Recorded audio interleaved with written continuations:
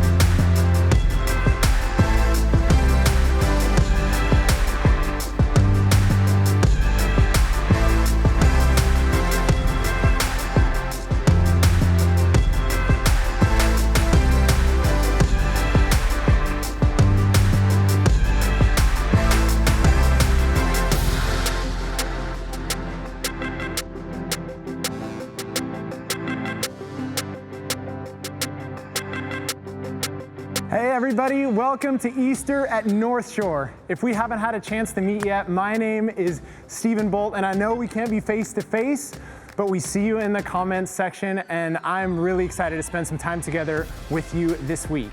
Hey, I wanted to give a special shout out to those of you that are joining us for the first time. Northshore is one church that right now is meeting in thousands of locations all over the world. How cool is that? I hope I'm not the first, but if I am, welcome to Northshore. We're so glad that you are here. Hey, if you have any questions throughout this experience, you can let us know in the comments section, or if you're not on a platform that has comments, you can head over to our website, northshore.church, and there's tons of information that you could find helpful on there. Hey, we have a powerful service planned for today, and we don't believe that you're here by chance. We know that God is here to meet us, and we're excited to see what He is going to do. Hey, I wanted to give you this opportunity to invite some other people to join us as well. If you're on Facebook, you can just click that share button. And if you're watching on one of our other online platforms, you can actually just copy this link, text it, send it, call it, send it in smoke signals, whatever you gotta do to get some people around you to come to this experience and just take in what God has for us this Easter. There are truths that we are going to sing about and that Scotty is going to talk about here in a little bit that just remind us the same God that rose from the dead a couple thousand years ago is here today. So yeah, as we jump into some worship, I would encourage you, worship along with us, lean in and just celebrate what God did. Thank you guys again so much for joining us. And once again, welcome to Easter at Northshore.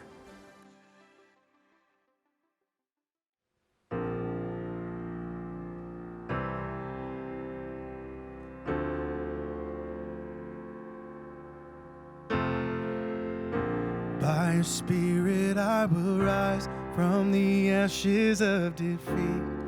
The resurrected King is resurrecting me.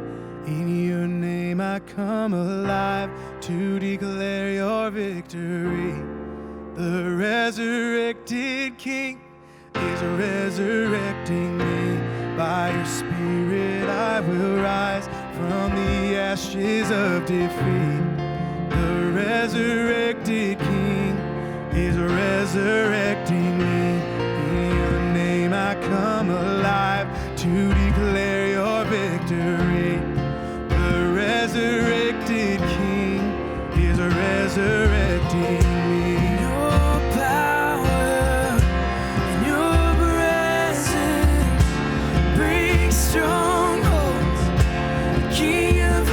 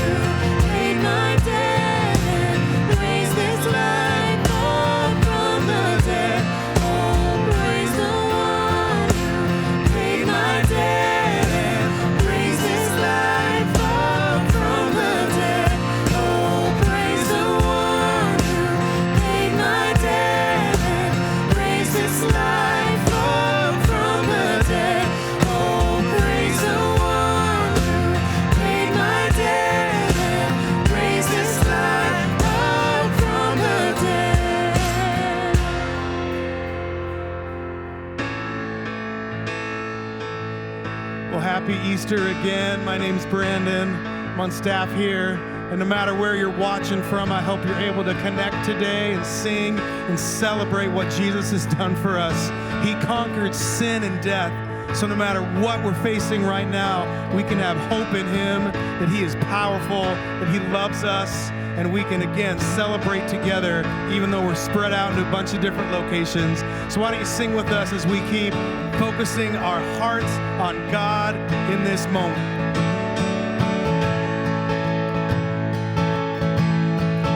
I searched the world, but it couldn't fill me. Man's empty praise, treasures of fame I never knew. Then you came along, put me back together, and every desire is now satisfied here in your love. Oh, there's nothing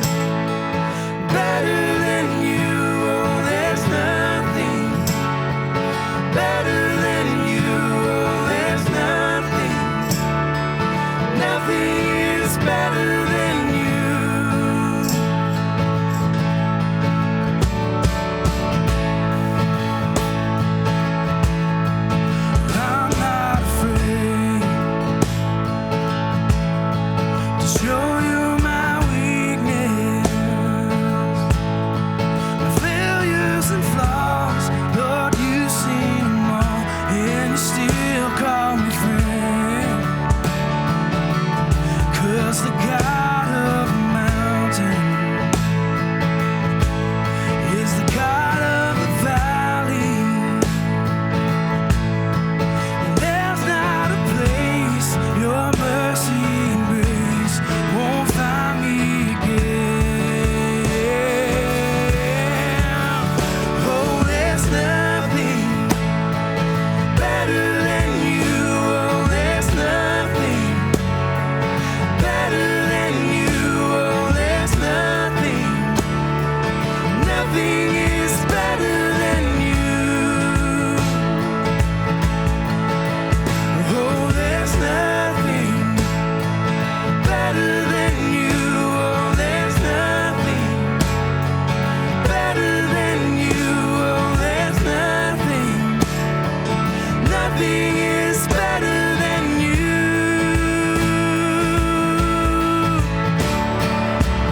You turn mourning to dancing.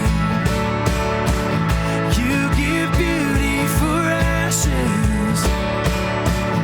You turn shame into glory. You're the only one who can. You turn mourning to dancing. You give beauty for ashes. You turn shame into glory. You're the only one who can. You turn graves into gardens. You turn bones into armies. You turn seas into highways. You're the only one who can. You're the only one who can.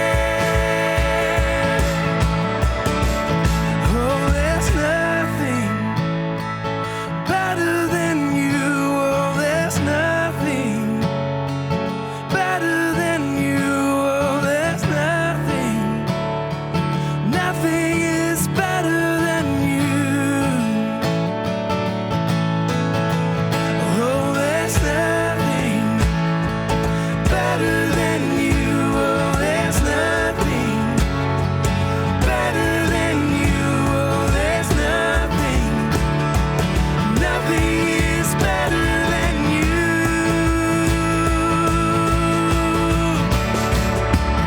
You turn graves into gardens.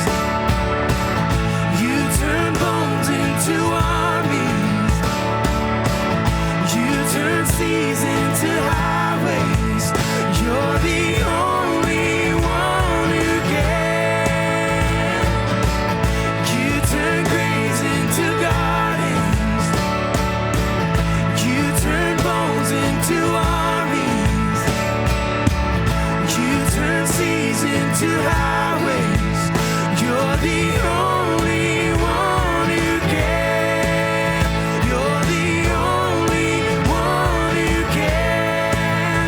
You're the only one who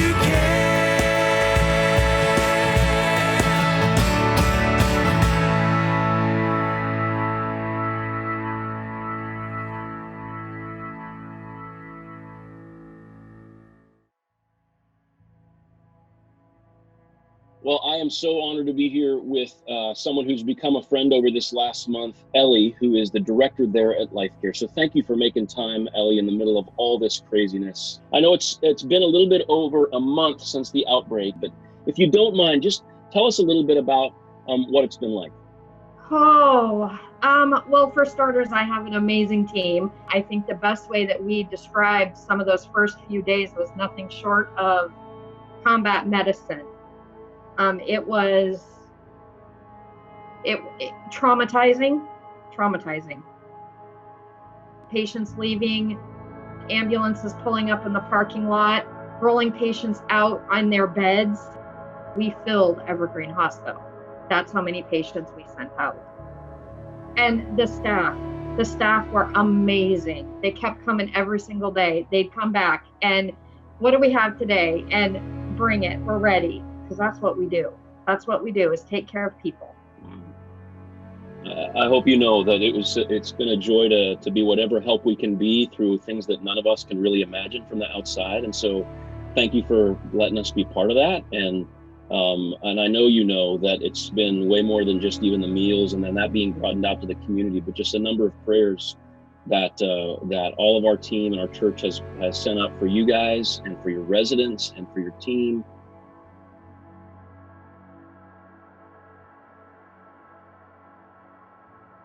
It's been huge. At first, the staff were just shocked that somebody would bring meals. And then I slowly started to see this, oh, I wonder what's for lunch today. I wonder what they're going to bring us today. And then it really got to be this thing where the staff were not only appreciative, they needed it. And really, truly, when you talk about feeding people, you guys literally fed people and you fed their souls.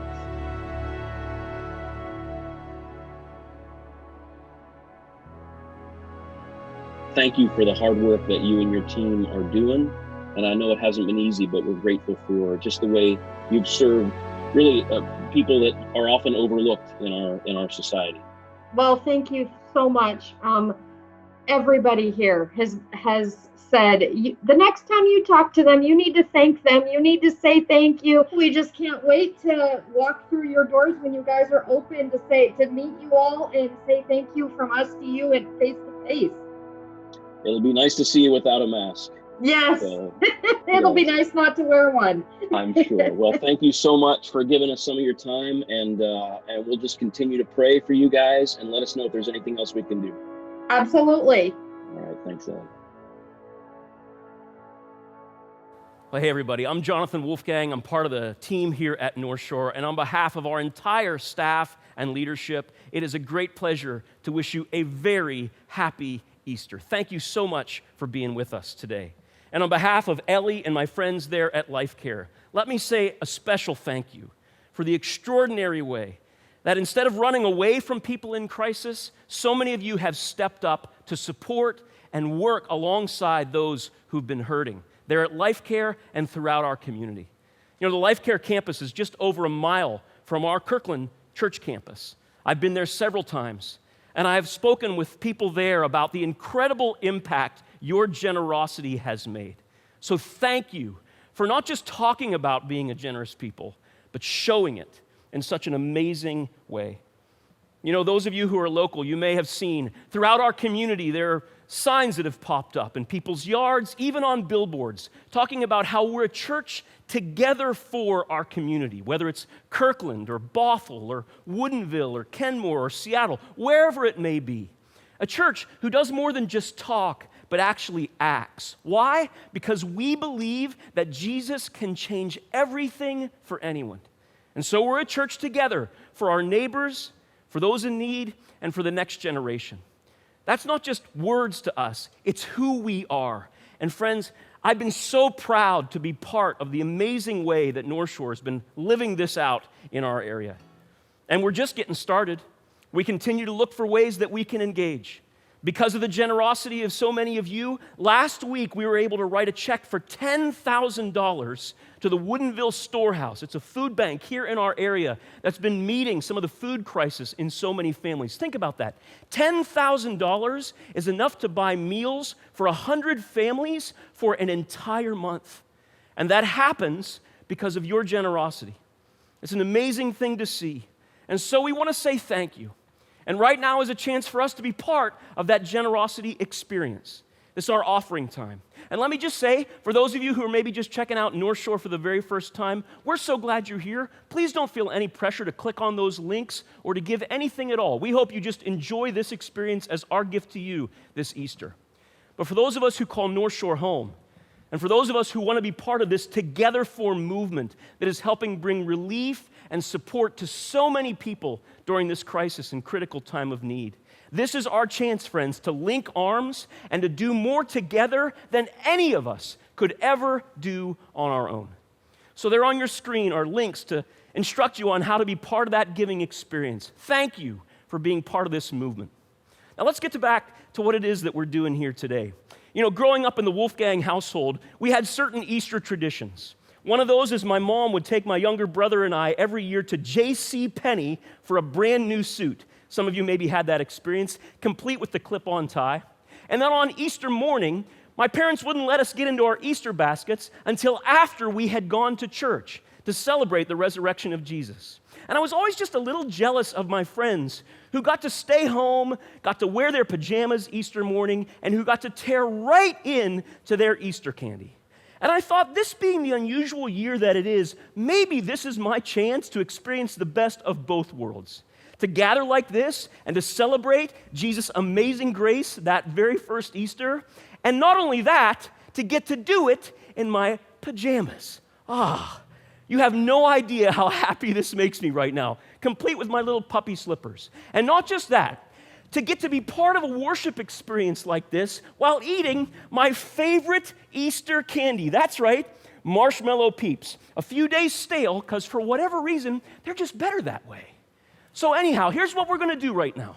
We're going to continue to celebrate whatever it is we're wearing, this living hope that we have because of that miracle that happened on that first Easter. And we're so glad you're here to be part of it. So let's get going.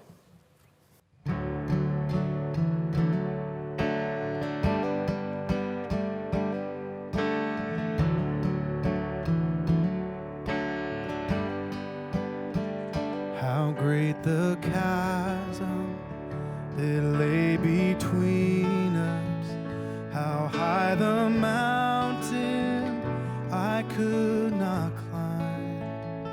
In desperation, I turned to heaven and spoke your name into the night.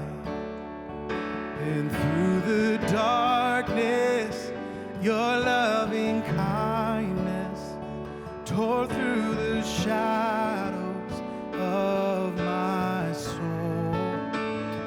The work is finished, the end is written. Jesus Christ, my living hope.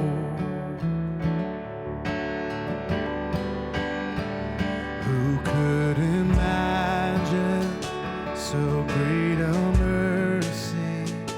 What heart could fathom such boundless grace? The God of ages stepped down from glory to wear my sin and bear my shame. The cross has spoken, I am forgiven. The King of Kings calls me his own.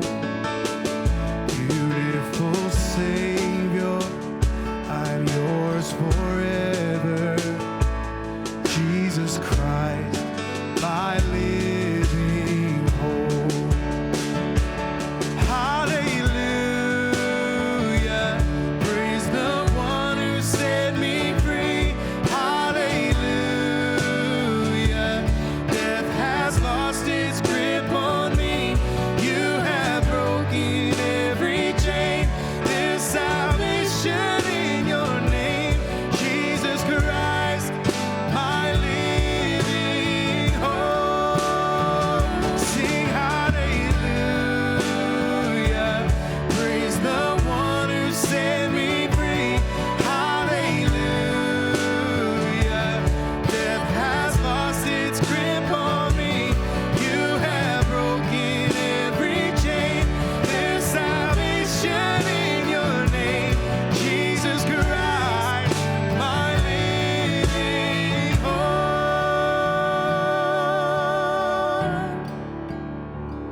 Then came the morning that sealed the promise. Your buried body began to breathe. Out of the silence, the roaring lion declared the grave has no claim on me. Come on, sing it. Then came the morning that sealed the promise. Your buried body began to breathe out of the silence. The roaring lion declared the grave has no claim on me. Jesus, yours is the victory. Oh, hallelujah. Praise the one who set me free. Hallelujah. Death has lost its grip on me. You have broken every chain. There's salvation in your name, Jesus Christ, my living hope. Sing hallelujah. Praise the one who set me free. Hallelujah. Death has lost its grip on me. You have broken every chain. There's salvation in your name, Jesus Christ, my living hope. Jesus Christ, my living hope. Oh God, you are my living hope.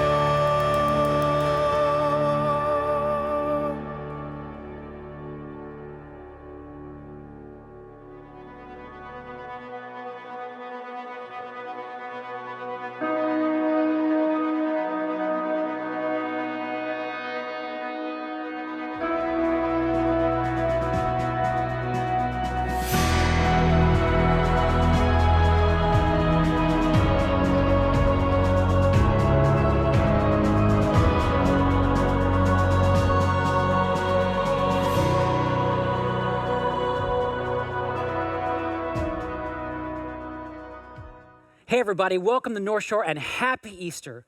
Whether you are a regular part of the Northshore family or you're a guest with us, I'm so glad you're spending part of your Easter with us today. Yes, it's Easter Sunday, but it's unlike any Easter Sunday in my lifetime. I mean, I've never had to preach about the empty tomb to an empty room before. And right now, our church is literally in thousands of locations, not just around in Kirkland, but all around the country and around the world. Younger and older, married and single. And by the way, to all of you young people who are watching, you can thank me later for not having to dress up to go to church today.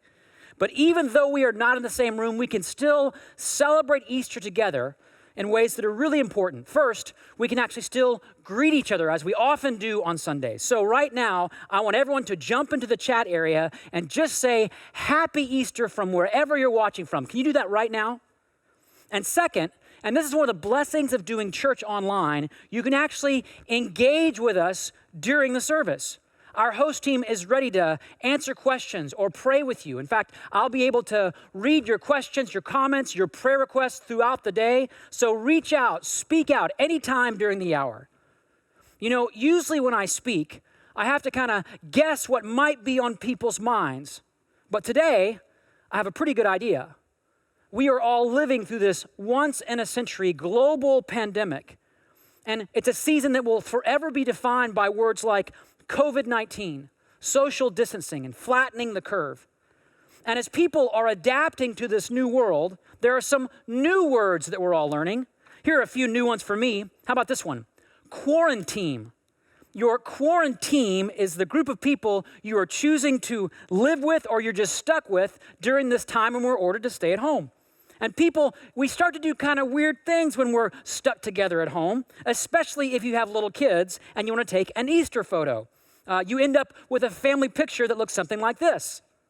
Yes, that's our Easter family photo, and that's the happy one. Here's another new phrase, WFH, or working from home. Someone told me this week that the only thing they have to do now to get ready for work is change from their night pajamas into their day pajamas. Here's another new trend. I know you'll know this one. Zoom calls or Zoom calling. I'm guessing only a few of you had ever made a Zoom call before March 1. I'm guessing almost all of you have made one now. In fact, there are two kinds of people when it comes to Zoom. People who won't stop sending Zoom invites and people who hate people who won't stop sending Zoom invites. And there's all sorts of Zoom etiquette that you've got to figure out, like when to mute your mic and how to set up a background photo and even how to actually leave the meeting. This past week, I saw a video of someone who didn't actually leave the meeting when the meeting was over, and it got a little bit awkward. Take a look at this. Goodbye.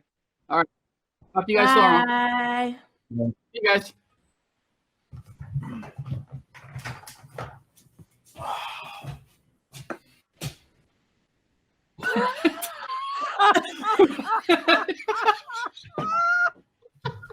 Tony! Can you hear us? Tony! Oh no! Don't, Jen, call him. Oh my gosh! Hold on, I'm gonna text a couple pictures of that. Some of you are thinking, I can't believe that guy wasn't wearing any pants. The rest of you are thinking, I can't believe I just saw that at church. But here's the thing. Underneath all the changes and all the challenges, all the headlines and all the heartache, I think everybody right now is just desperate for a little bit of hope, especially after a week that some have called one of the most tragic weeks in American history. We are all asking questions like, how will this end? Or when will this get better? And as a pastor, people have asked me, where is God in all of this? And what will God do to get us through this? Well, that's actually what I want to talk about today, because God has already done something to get you through it. And it has everything to do with what we celebrate at Easter. And to help you see this for yourself, I want to take you back in time 2,000 years, not just to the first Easter, but to the Thursday night before the first Easter, when Jesus was in the city of Jerusalem.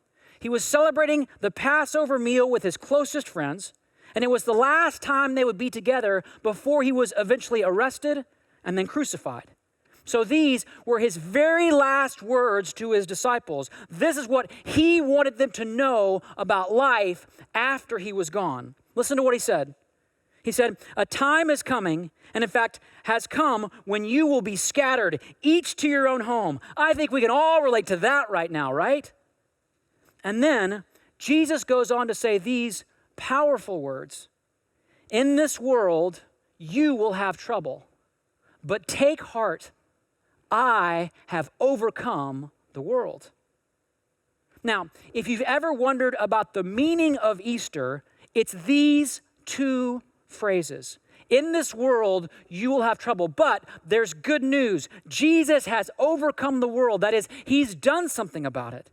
So I want to spend the rest of my time reflecting with you on these two phrases, starting with the sort of sobering words, in this world, you will have trouble.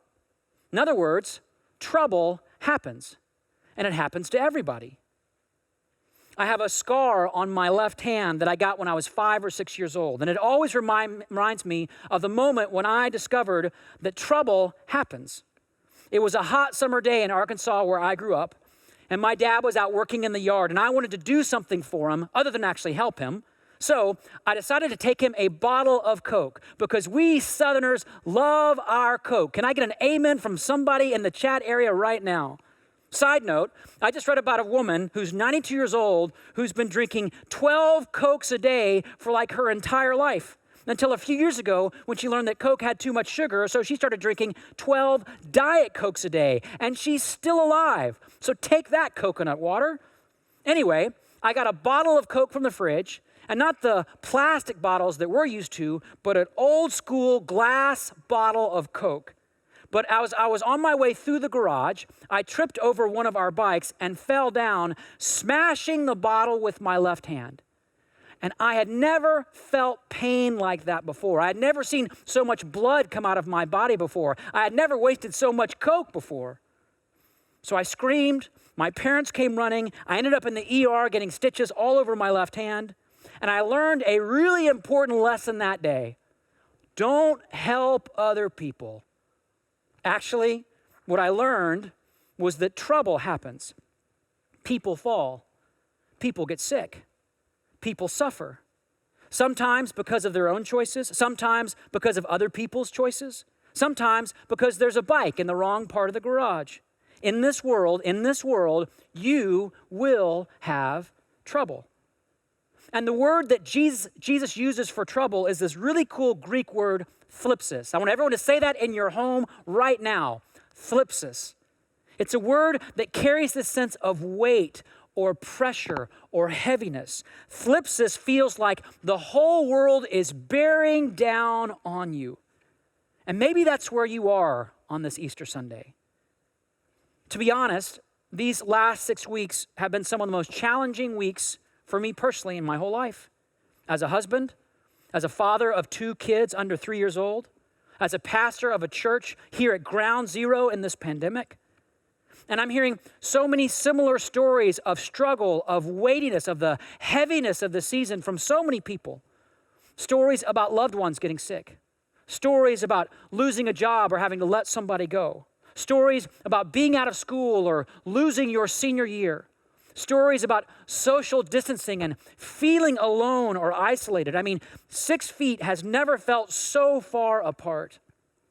That's thlipsis. That's the weight of a world that's broken. You know, one of the positives of this season is that we're all being reminded of something that's always been true, that we were never actually in control, that we were never really fully safe from harm. We were never promised a certain quality of life or level of comfort. And by the way, a lot of people are saying, you know what? Welcome to the club. For a lot of people, that normal life that we miss, it wasn't that good anyway. In this world, you will have trouble.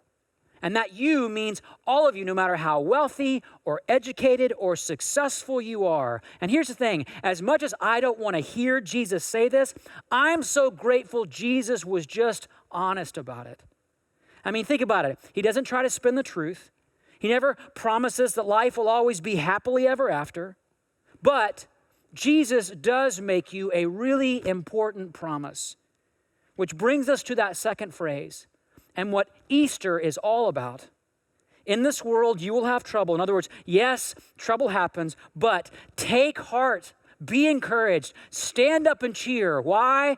Because Jesus has overcome the world. Now, notice what Jesus doesn't say. He doesn't say, I'm going to change all of your circumstances. He doesn't say, you're never going to struggle again. He says something far more important. He says, I have overcome the world.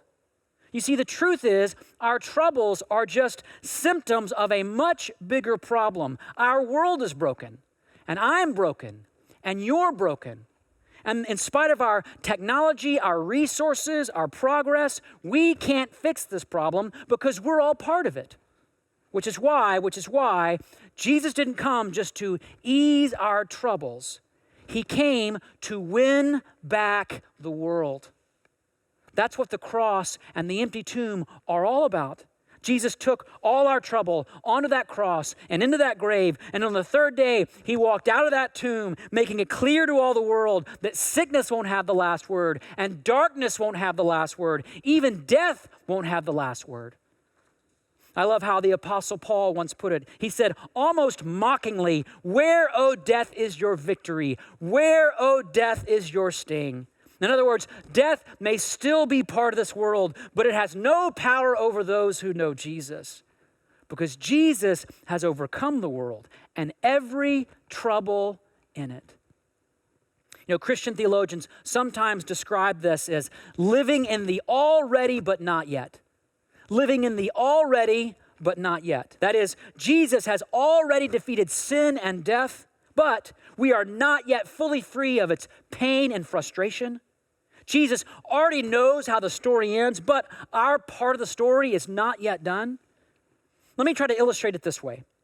When a man asks a woman to marry him, his job is to come up with a heartwarming, tear-jerking, cost-defying plan that would make it literally impossible for her to say no. When I proposed to Nina, I was not one of those men. I came up with this elaborate plan that was pretty much one bad decision after another. Instead of proposing on Valentine's Day when she was expecting at least something from me, I waited till the day after. Instead of coming up with a romantic and inspiring dinner destination, I took her to play mini golf, even though she told me she didn't want to play mini golf, because no woman wants to play mini golf. And not only did I plan this out poorly, I was so nervous about proposing, I was acting all strange, and she started thinking something bad was going to happen, like I was going to break up with her. At one point, she actually broke down crying and said, "This night is ruined." All the while I'm thinking, but I've got the ring, I've got the ring, I've got the ring. So with no other option, I drove back to her apartment. I asked if I could walk her to her door, thinking if I can just get her out of the car, I can get down on one knee and it will all be clear. But she didn't want to get out of the car. So, she was feeling too upset about the whole night. So with nothing else I could say to explain myself, I simply flipped on the dome light. I pulled out the ring, and there by the dumpster in the parking lot by that old apartment building, I asked her to marry me right over the parking brake. It was the least Instagrammable proposal in the history of proposals. But here's the thing. For Nina, suddenly everything clicked. She could finally see why I had been acting so weird and why I'd made all these strange plans. And so, with great enthusiasm, she said yes. And then I was never again allowed to plan any dates on my own. That night, Nina was living in the chaos of the already, but not yet. To her, it looked like the night was ruined. To her, it was one moment of trouble after another. But I already had the ring. And I knew how the story was going to end, and the story was going to end well. Friends, the promise of Easter is this: Jesus already has the ring. He's already done everything that needs to be done concerning all the sin, all the suffering, all the sadness, all the struggle. And even though life is hard, even though we may face trouble after trouble after trouble, even if your life feels like the least Instagrammable life there is, Jesus knows how the story ends, and the story ends well. But you have to trust him enough to say yes. I want to share a story with you now from someone in our church who said yes to Jesus for the very first time this past year. Her name is Jessica, and she found Northshore through an experience here called Alpha. Alpha is just a safe place to talk about the meaning of life. No pressure, no pretending, no pushing beliefs at you, just real people with real questions. And Jessica agreed to share some of her story with all of you. So take a look at this. So my name is Jessica Riddell, and I started coming to Northshore through Alpha last year. I think it was March. Before Jesus, it was constant struggle bus, financial hardships, very lonely. I'm a single mom of a 4-year-old. I struggle with a lot of severe anxiety and major depression, and just seeking happiness and longing for something else. My experience at Alpha was great. Alpha isn't based around preaching to you or answering the questions for you. It's for you to find the answers within yourself. My table host was so nice and so inviting, and everyone around me just had great conversation about the things that we feel we should believe, and just all the questions that we had and the doubts that we had. And I think that the structure around Alpha, it really does help you do that. It's not like Jesus came into my life and I'm perfect and I'm healed of everything and all of my hardships. No, I think that I have something to live for now. Like my anxiety isn't gone, but it's a lot easier to sit and have some quiet time and pray, and it's just like this sense of relief, and it's like, okay, I can deal with whatever I'm going through right now.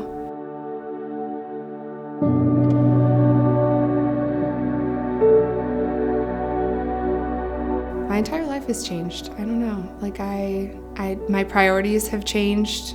My music's changed. I'm trying to read more again, and I'm just putting Jesus at my center every day when I wake up, when I go to bed.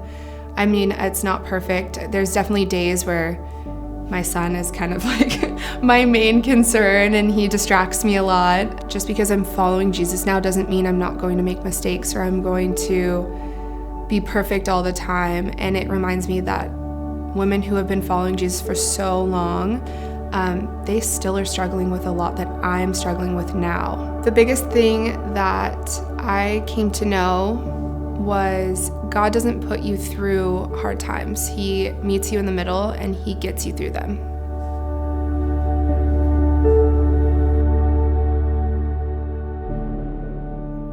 So question, did Jessica have struggles before Jesus?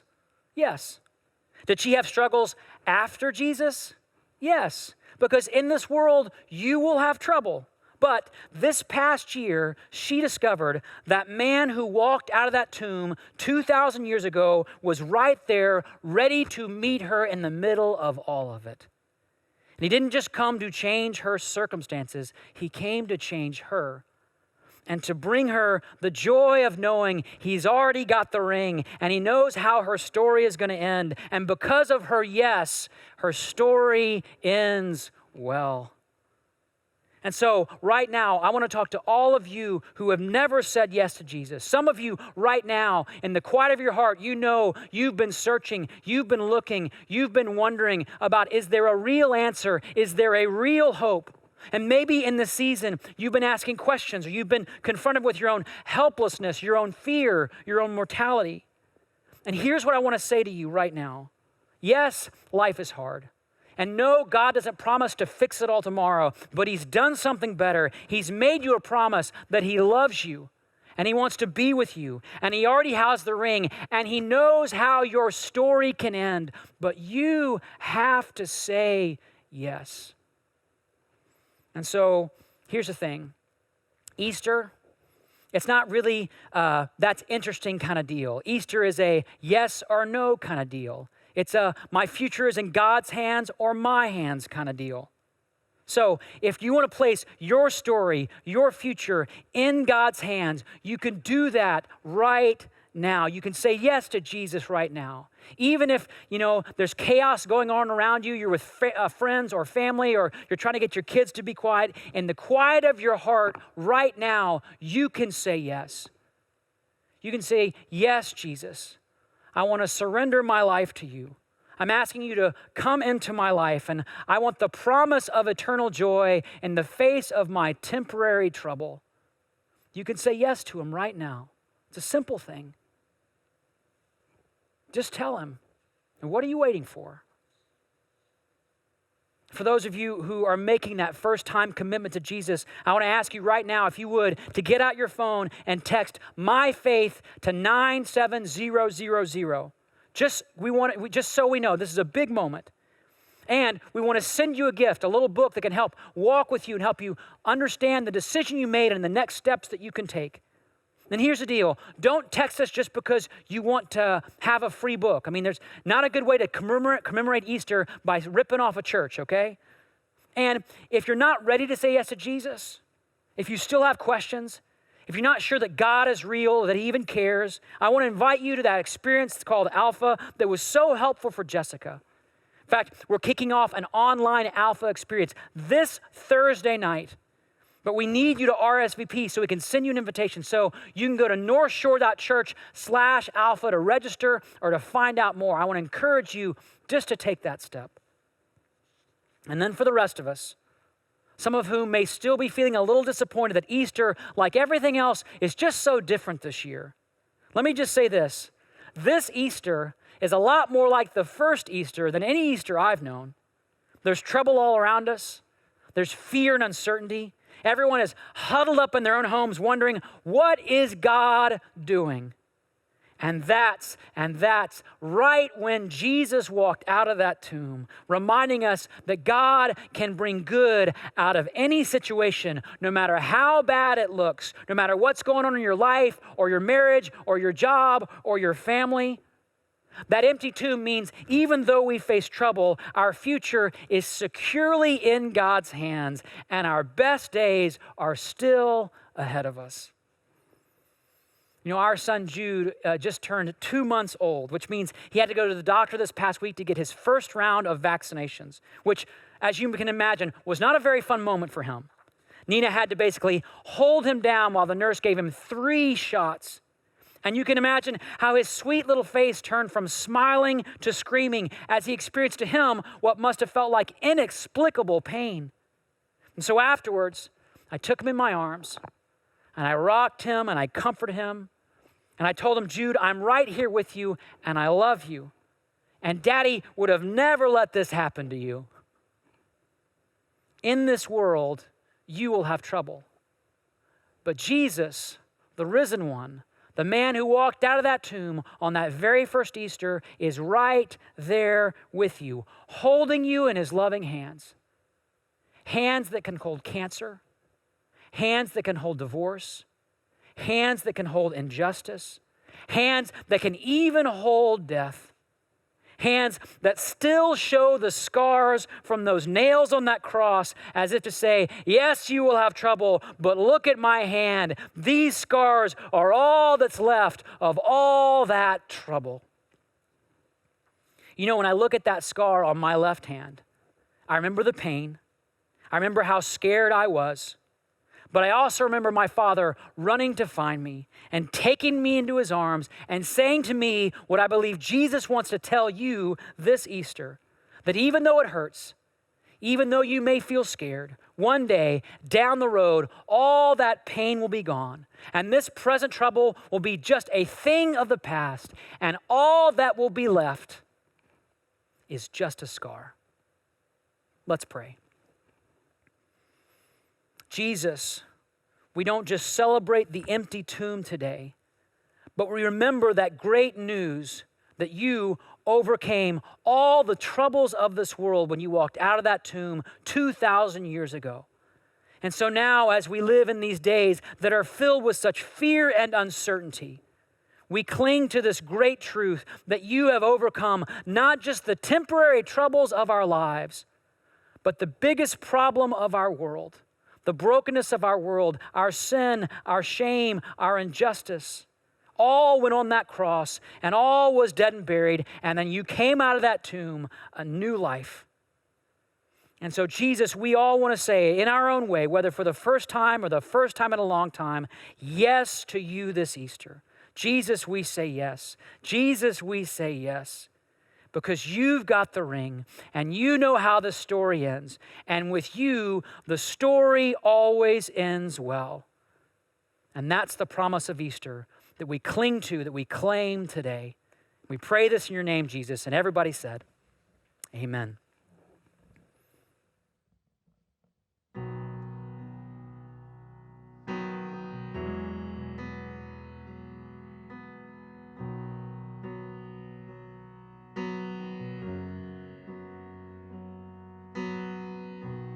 Lord bless you and keep you, make his face shine upon you, be gracious to you. Lord turn his face toward you and give you peace.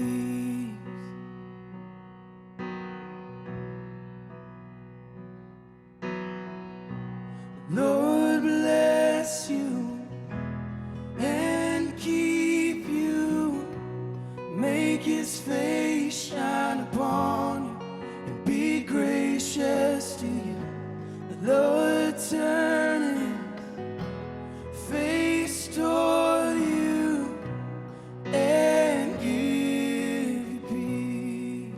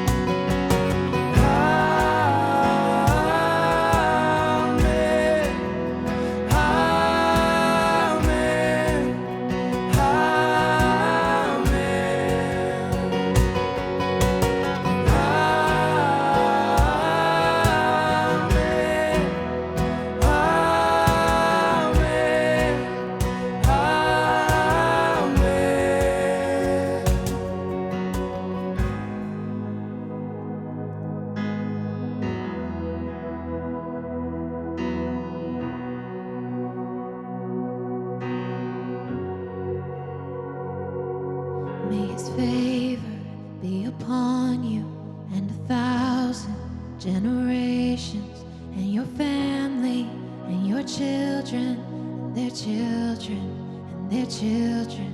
May his favor be upon you and 1,000 generations, and your family, and your children, and their children, and their children.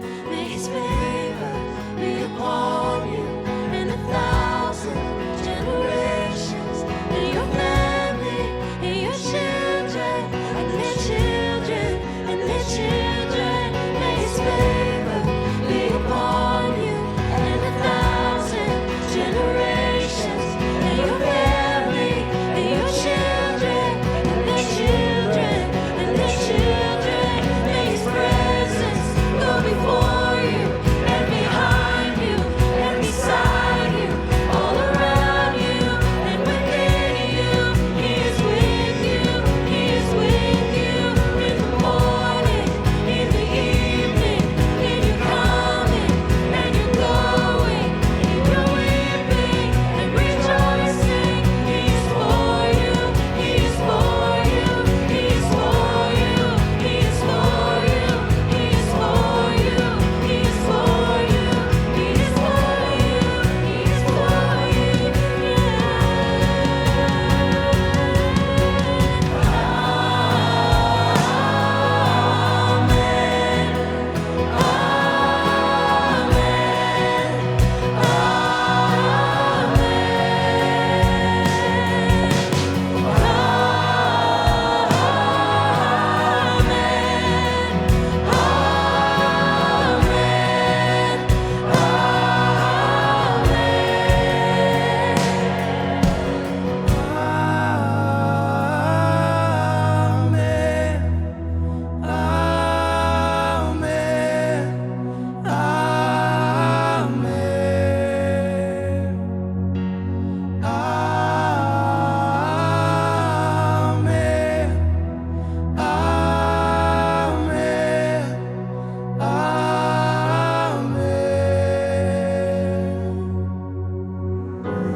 Man, thank you guys so much for joining us for Easter at Northshore. I hope you receive this blessing. God is for you. I hope you feel his face turned towards you.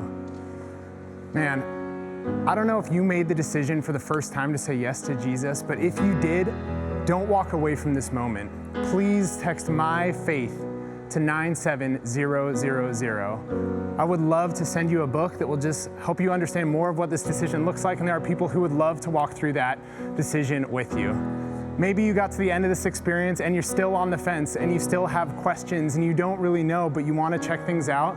This is a place for you to ask those difficult questions. This is not just a flash in the pan, a one-time thing. This is every day, and we would love to just help you understand more of what a relationship with Christ looks like. Don't walk away from this if you're feeling the need to ask those questions. Man, we love you guys so much, and we're so thankful that you chose to spend Easter here at Northshore with this whole team and with us this week. We just could not be more grateful. Thank you guys again. We'll see you guys next week.